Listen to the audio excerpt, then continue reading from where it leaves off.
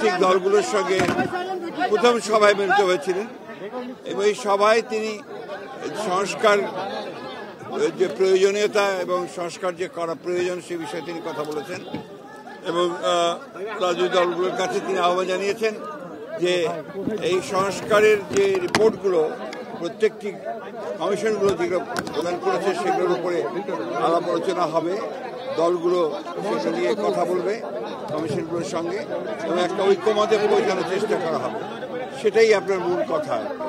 এবং সেই জন্য আজকে প্রাথমিক আলোচনা, সেখানে বিভিন্ন রাজনৈতিক দল বিভিন্নভাবে কথা বলেছেন। আমরা আশা করব যে খুব দ্রুত এই সংস্কারের যে ন্যূনতম ঐক্যমত যা তৈরি হবে সেটার উপর ভিত্তি করে অতি দ্রুত জাতীয় নির্বাচন অনুষ্ঠিত হবে, এটাই আমাদের প্রত্যাশা।